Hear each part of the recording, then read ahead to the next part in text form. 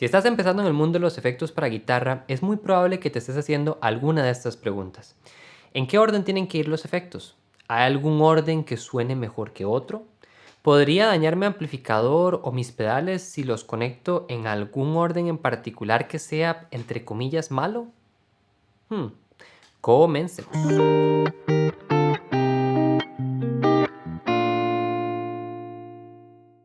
Hola y bienvenidos. Mi nombre es Andrés y en este canal encontrarás videos sobre teoría musical, clases de guitarra, reseñas de productos y videos como este, donde hablamos sobre conexiones, cables, pedales y otras cosas interesantes del mundo del equipo musical y la música. Si esto es algo que te llama la atención, no olvides suscribirte al canal y hacer clic en la campanita para que recibas notificaciones de cuando subo video. Ok.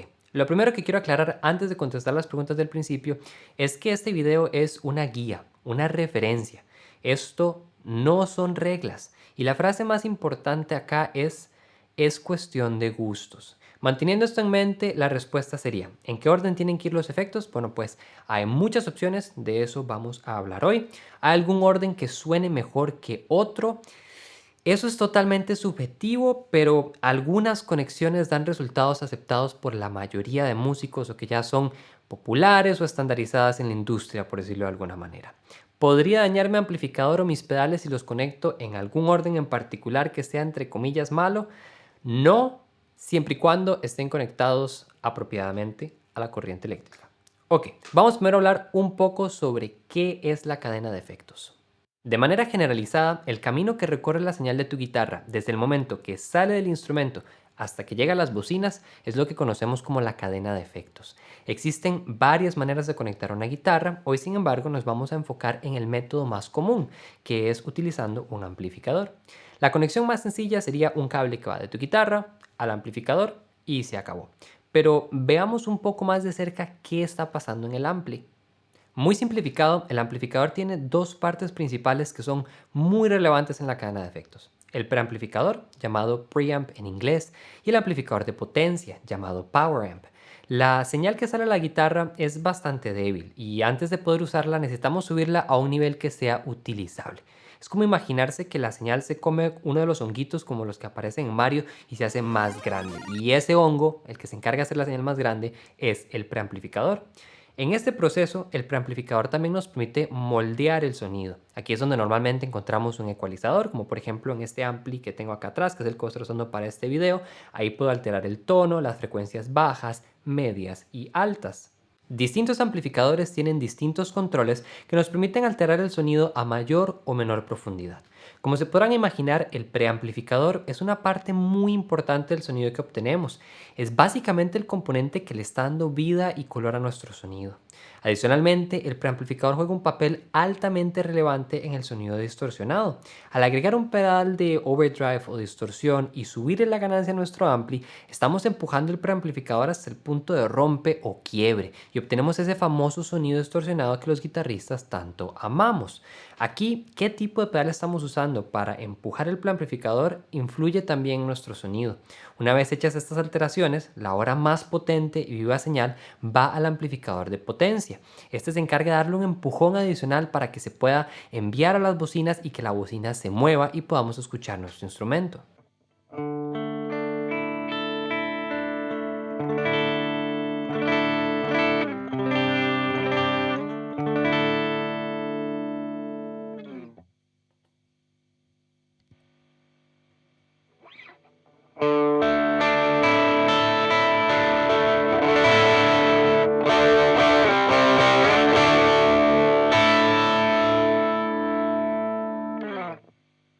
Conforme la guitarra eléctrica fue creciendo en popularidad, se crearon efectos que nos permiten alterar su sonido, los famosos pedales de efectos. Fue verdaderamente algo revolucionario cuando una persona tuvo la idea de simplemente poner un efecto en una caja que podemos apretar con nuestros pies. La costumbre era, e inclusive para algunas personas hoy en día todavía lo es, conectar todos los efectos entre la guitarra y la entrada del amplificador. Tenemos que tomar en consideración que por un tiempo no había otra opción. Esto funciona, pero hay un pequeño inconveniente. Cuando tocamos cosas con overdrive o distorsión y queremos agregarle ciertos efectos, el sonido se puede volver bastante lodoso, sucio. Como por ejemplo si uso un pedal de overdrive seguido de un delay y luego entro al ampli. Para evitar esta situación, alguien tuvo la genial idea de crear un desvío entre el preamplificador y el amplificador de potencia. A esto se le conoce como un FX loop o un bucle de efectos en español. Lo encontramos con frecuencia en la parte de atrás de nuestro amplificador con los nombres send, envío, y return, retorno. Básicamente la señal que se envía a nuestro preamplificador y retorna a nuestro amplificador de potencia. Este desvío nos permite alterar la señal una vez que ya el preamplificador le dio color y o la distorsionó. Y esto tiene mucho sentido. Volviendo al caso del delay, es común que primero queramos tener el sonido distorsionado y luego incluir las repeticiones en lugar de enviar una señal con un poco de overdrive o distorsión al delay, que entonces repite esa señal parcialmente distorsionada y luego la envía, todo eso ya con las repeticiones y un poco distorsionada, al preamplificador que termina de distorsionar la señal. Escuchemos ambas conexiones frente a frente.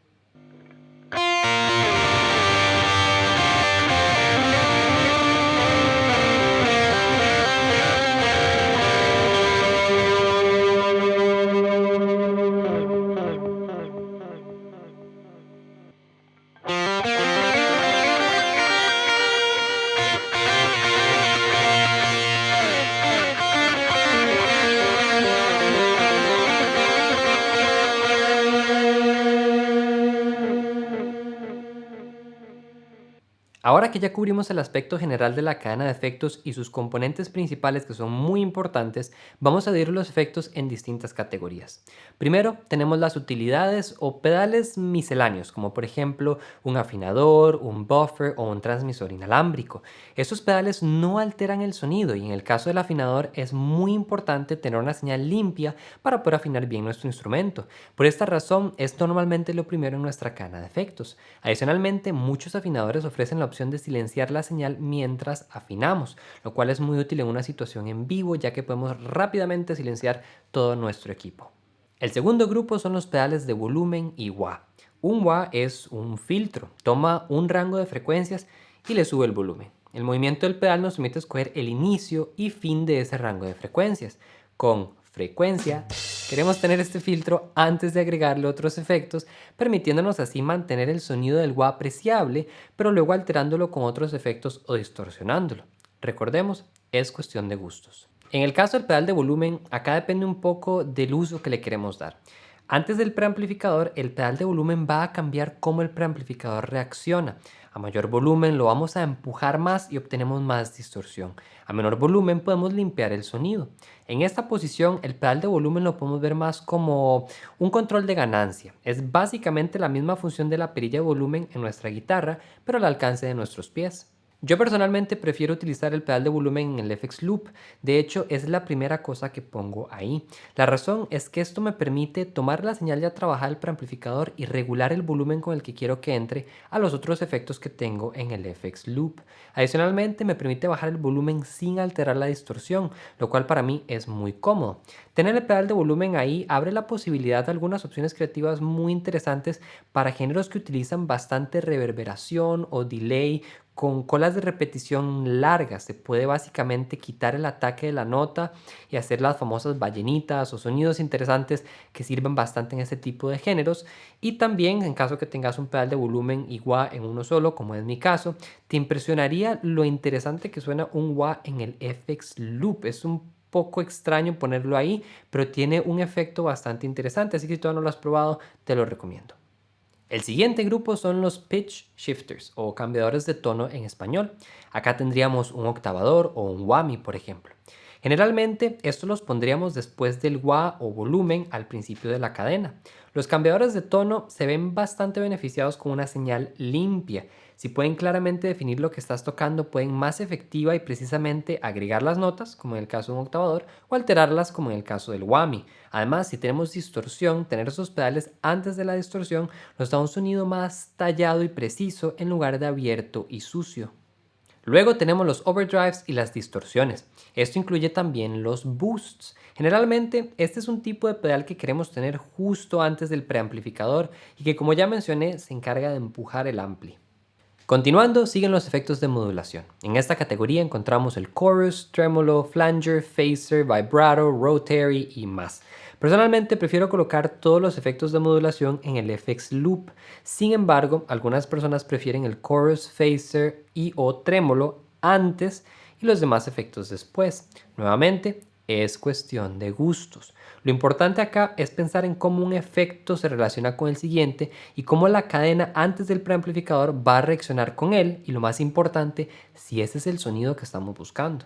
La siguiente categoría son los efectos de tiempo, que incluyen los clásicos delay y reverb.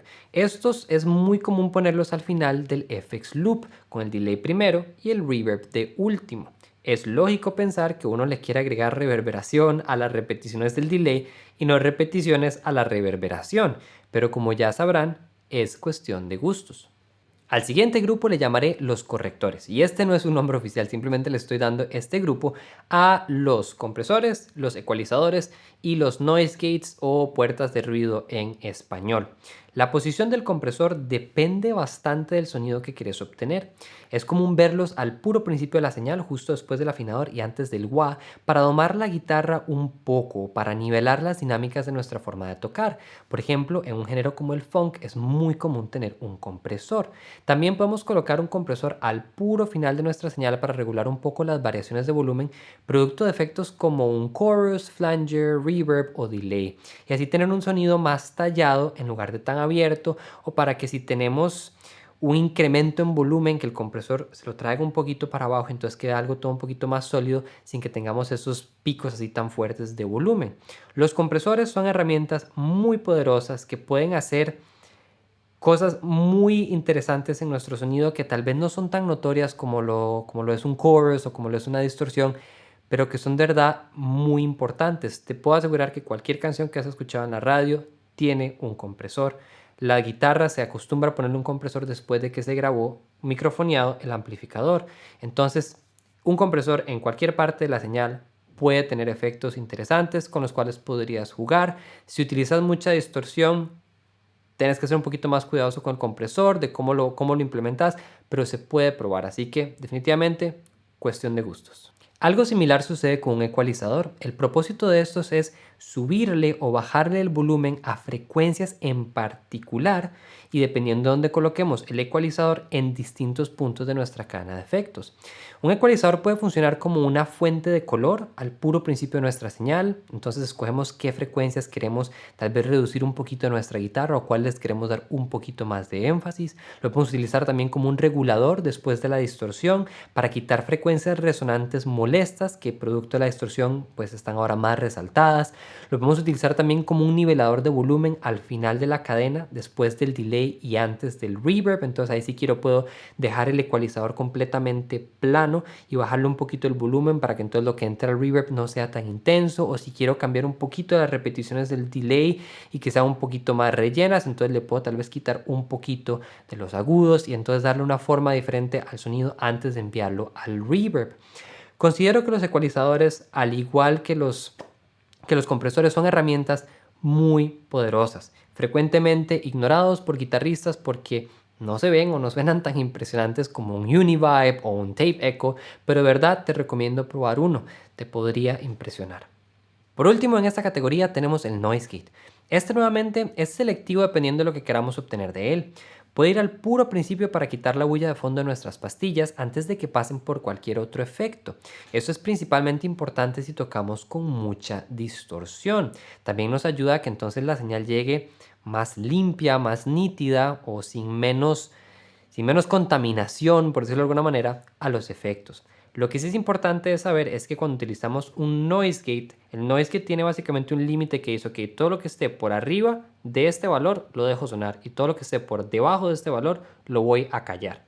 Entonces, si tocamos una nota y la dejamos abierta, cuando la nota llegue a ese límite, el noise gate la va a apagar. Entonces, básicamente estamos quitándole un poco de sustain a nuestras notas, la duración de la nota como tal.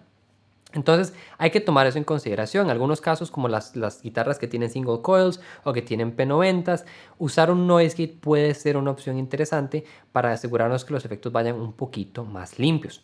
Otra opción también es usar el noise gate después de un overdrive o distorsión que agregue mucha bulla de fondo. Algunos pedales que simplemente son ruidosos. También pasa con algunos de modulación y entonces tener un noise gate ahí puede ser bastante útil. Eso sí, no le recomendaría poner un noise gate después de un delay o un reverb, ya que pues por ese mismo asunto del límite y el volumen, puede ser que el noise gate, dependiendo de cómo lo tengan configurado, les corte las repeticiones del delay o les corte la cola del reverb. Entonces en ese caso, mejor analizarlo y de nuevo hay que probar. Y por último tenemos el fuzz. Este efecto es delicado. Producto de cómo funcionan, no siempre trabajan bien en conjunto con otros pedales. Aquí les recomendaría ponerlo al principio de la cadena de efectos y ver qué resultado obtienen. Generalmente por ser un efecto tan marcado, tan presente, queremos tenerlo al puro principio. Pero dependiendo de qué otros pedales tengamos después, puede ser que esos pedales reaccionen de manera extraña y haya que acomodar el fuzz en otro lugar. Fuzz es un efecto con el que definitivamente hay que probar bastante, hay que mover las perillas, hay que encontrarle el punto. Y para que no lo olvidemos, es cuestión de gustos. De verdad espero que este video te haya ayudado a despejar un par de dudas y ojalá te haya motivado a experimentar. Por favor no olviden que este video es una guía, un punto de referencia, un punto de partida. Acomodar los efectos a como lo mencioné en este video es una práctica bastante común, pero no quiere decir que siempre se hace de esa manera. Por favor, experimenta, probá cosas nuevas. Y de hecho, me encantaría saber ustedes cómo conectan su equipo, qué cadenas de efectos les gustan y cuáles les han parecido las más peculiares. Déjenme sus comentarios acá abajo, debajo del botón de like. Y hablando del botón de like, si les gustó este video y quieren apoyar lo que hago acá, darle clic a ese pulgar arriba ayuda más de lo que parece. Si quieres ir más allá, como lo hacen estas amables personas de por acá, con quienes estoy muy agradecido, ellos me apoyan a través de Patreon de manera mensual.